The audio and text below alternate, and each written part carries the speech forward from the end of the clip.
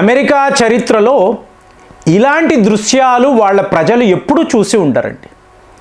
ఈ సీన్స్ ఎక్కడ అంటే ఈరాన్లో, అంటే ఈరాన్కి సంబంధించిన ఇస్లామిక్ రెవల్యూషనరీ గాడ్ కాప్స్ వాళ్ళు అమెరికా జెండాను తలకిందులుగా పట్టుకొని సెలబ్రేషన్స్. సో అమెరికా అనబడే ఒక సూపర్ పవర్ ఇలాగ ఈరాన్ చేతిలో దొరికిపోవడం ఎంత దారుణంగా ఉన్నాయంటే, ఎటు చూసినా కూడా అమెరికా విమానాలు కుప్పలు తెప్పలుగా కొలాప్స్ అయిపోయి, రెక్కేజ్ అంటాం చూసారా, మీకు కూలిపోయి మీకు ఆ విడి భాగాలు చెల్లా చెదురుగా బూడిదగా మీకు అలా కనిపించడం ముందు మనకు అర్థం కాదు. ఇదంతా ఏంటండి, ఈ బూడిద ఏంటండి, నల్లగా ఏంటి అంటే అమెరికా విమానాలండి. అంటే ఈరాన్ వాళ్ళు ఎలాంటి ఒక ఎయిర్ డిఫెన్స్ సిస్టమ్ని, అదే చెప్తున్నా, రష్యా వాళ్ళు ఇచ్చిన S-300ను వాడారా?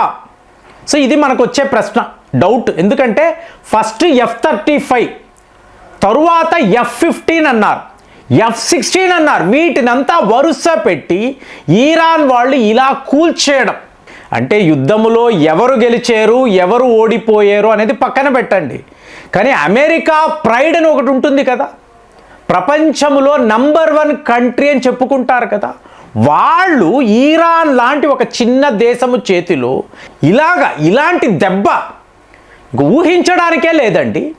కానీ వాస్తవాలు టోటల్గా వేరేలా ఉన్నాయి. ఎందుకంటే ఇన్నిన్ని విమానాలు ఇలా కూలిపోవడం ఏంటి? సో ఇప్పుడు మీరు విషయాన్ని గమనించారు అనుకోండి, ఒక F-15 విమానం అండి, అడ్వాన్స్డ్ విమానము, ఇది ఈరాన్లోకి వెళ్ళింది, బాంబింగ్ చెయ్యాలని చెప్పి వీళ్ళు వెళ్ళారు.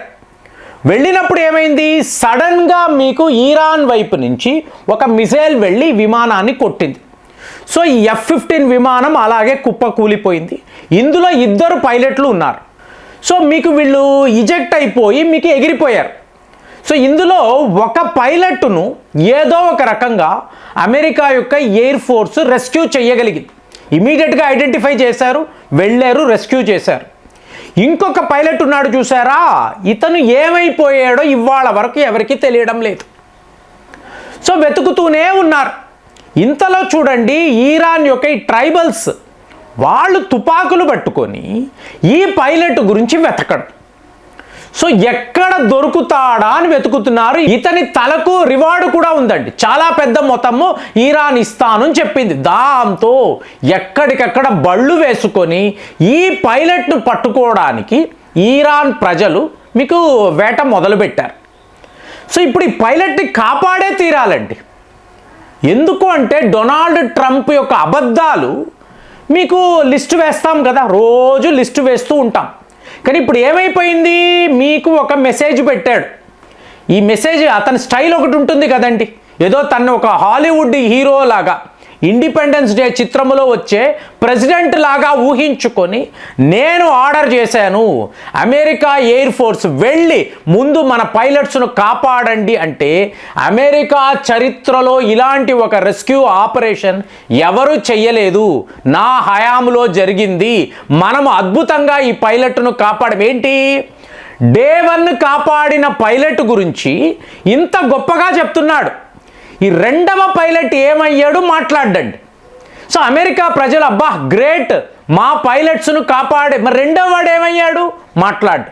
సో ఇలాగ ఎంత కాలము వీడు ఇలా మబ్బి పెడుతూ ఉంటాడో ఎవరికి అర్థం కావడం లేదు. కానీ ఎటువంటి సిగ్గు శరము లేకుండా ఇలా అబద్ధాలు చెప్పడం. ఇప్పుడు ఈ 2వ పైలట్ ఈరాన్ వాళ్ళ చేతికి దొరికాడు అనుకోండి, వైట్ హౌస్లోనే ట్రంప్ని కొడతారండి, అదైతే గ్యారంటీ. ఎందుకు అంటే ఒక్కసారి ఇది అమెరికా యొక్క ప్రైడ్. అమెరికా అనబడే దేశములో అందులో నివసించే ప్రజలు, మా పైలట్ ఇలా ఈరాన్ చేతిలో దొరికిపోయాడా, మరి వీడియోలు పెడతారు, ఫోటోలు పెడతారు. చూడండి, మీరు చాలా గొప్పగా చెప్పుకున్నారు, ఇతను మా దగ్గర దొరికాడు, ఇతనిని విడిపించాలి అంటే ఇవి కండిషన్స్ అని ఈరాన్ వాళ్ళు అంటారు. కానీ జోక్ ఏంటంటే, ఇతను చెప్తున్న ద గ్రేట్ రెస్క్యూ ఆపరేషన్ మీకు ఏకంగా $400 మిలియన్ అమెరికన్ డాలర్స్ అండి. ఒక పైలట్ను కాపాడడానికి ఇవాళ అమెరికా $400 మిలియన్ అమెరికన్ డాలర్స్ను ఖర్చు పెడుతున్నారు. ఖర్చు పెట్టడం ఏంటి, మీరు ఈ లెక్కలు చూశారనుకోండి, ఇప్పుడు MC-130 అంటారండి. మనం కూడా కొన్నాం అమెరికా వాడి దగ్గర. ఇదేంటి, ట్రాన్స్పోర్ట్ విమానం. ఒక్కొక్క విమానం మీకు ఏకంగా 50 మిలియన్ అమెరికన్ డాలర్స్ నుంచి 60 మిలియన్ అమెరికన్ డాలర్స్ ఉంటుంది. 2 విమానాలు కూలిపోయాయి. అలాగే 4 హెలికాప్టర్స్ అండి. 4 హెలికాప్టర్ ఏంటి, రెస్క్యూ ఆపరేషన్లో ఈ పైలట్ గురించి వెతుకుతున్నప్పుడు మీకు వచ్చినప్పుడు ట్రైబల్స్ అండ్ తుపాకులు పెట్టుకొని కాల్పులు జరిపారు. సో అందులో మీకు కూలిపోయిన హెలికాప్టర్స్ కూడా ఉన్నాయి, 4 హెలికాప్టర్స్. అలాగే మీకు ఒక F-15, ఒక F-16, ఈ విమానాలు ఎంత అడ్వాన్స్డ్, ఎంత కాస్ట్లీ అనేది ఒక్కసారి మీరు గూగుల్ సెర్చ్లో చూడొచ్చు. అలాంటిది ఆశ్చర్యంగా ఉంది. మరి ఇప్పుడు ఈ పైలట్ను రెస్క్యూ చేయలేక వదిలేయగలరా అంటే ఇంపాసిబుల్. కాబట్టి ఇది డొనాల్డ్ ట్రంప్ యొక్క పరువు ప్రతిష్టకు సంబంధించిన విషయం. వీడిని కాపాడలేకపోతే మీకు అమెరికా మేజర్ ఇబ్బందులో పడుతుంది. కాబట్టి ఎంత ఖర్చైనా సరే, ఎన్ని వేల కోట్లైనా సరే ఇతన్ని కాపాడే తీరాలి అని చెప్పి వీళ్ళ విమానాలు వేసుకొని ఈరాన్లోకి వచ్చారు.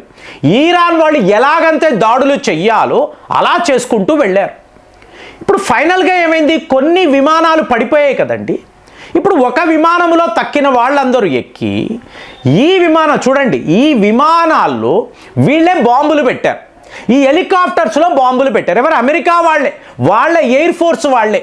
ఎందుకు ఇలా చేశారు, ఆఫ్ఘనిస్తాన్లో ఏం జరిగిందో అందరికీ తెలుసు కదండి. అలాగే విమానాలు, హెలికాప్టర్లు, ఆయుధాలు అన్నీ విడిచిపెట్టి అమెరికా వాడు పారిపోయాడు. ఏమిటి అంటే దీని యొక్క కోడ్ మా దగ్గరే ఉంటుంది, సోర్స్ కోడ్ లేకుండా ఇవి పని చెయ్యవు.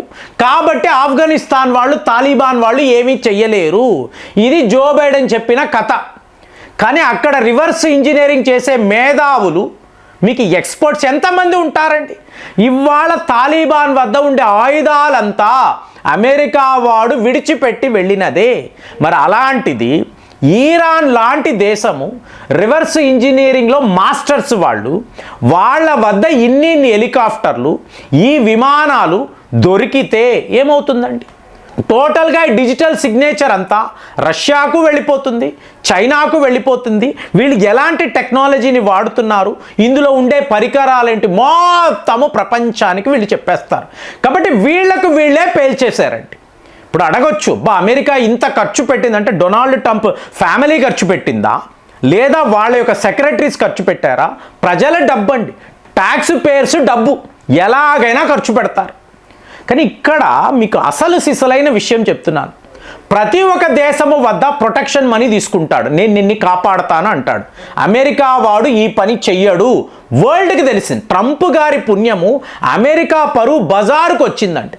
సో ఎవరిని కాపాడడు, కానీ బెదిరిస్తాడు, ఆయుధాలు అమ్ముతాడు. ఈ ఆయుధాలు దేనికి పనికిరాదు అని ప్రూవ్ అయిపోయింది. ఈరాన్ లాంటి దేశము కూడా అమెరికా ఆయుధాలను కొట్టగలరు, వాళ్ళ యుద్ధ విమానాలను కూడా వీళ్ళు పేల్చివేయగలరు. మూడవది మీరు చూశారనుకోండి, అమెరికా అనబడే దేశము రియల్ పవర్ కాదు, వీళ్ళు ఓన్లీ పేపర్ టైగర్స్ మాత్రమే. ఈరాన్తో కూడా వీళ్ళు యుద్ధము చెయ్యలేరు, అలాగే ఎటువంటి ప్రొటెక్షన్ ఎవరికి ఇవ్వరు. ఈ విషయాలంతా వాళ్ళుగానే ఇవాళ ఎక్స్పోజ్ అయిపోయారు. అలాంటప్పుడు రియల్ పవర్ ఎవరి చేతిలో ఉంది అంటే ఒక భారత్, ఇంకొక దేశం చైనా. వీళ్ళ ఇద్దరి వద్ద మాత్రమే అసలు సిసలైన పవర్ ఉంది అనేది ఇవాళ యావత్ ప్రపంచానికి అర్థమైపోయింది. అలాంటప్పుడు తన యొక్క తప్పు వల్ల యావత్ అమెరికా యొక్క మిలిటరీ పవర్ని ఇలా ఎక్స్పోజ్ చేసిన డొనాల్డ్ ట్రంప్, అతను చెప్తున్న అబద్ధాలు, దీన్ని మీరు ఎలా చూస్తున్నారు? కామెంట్స్లో రాయండి. మళ్ళీ వచ్చే వీడియోలో కలుద్దాం. జై హింద్.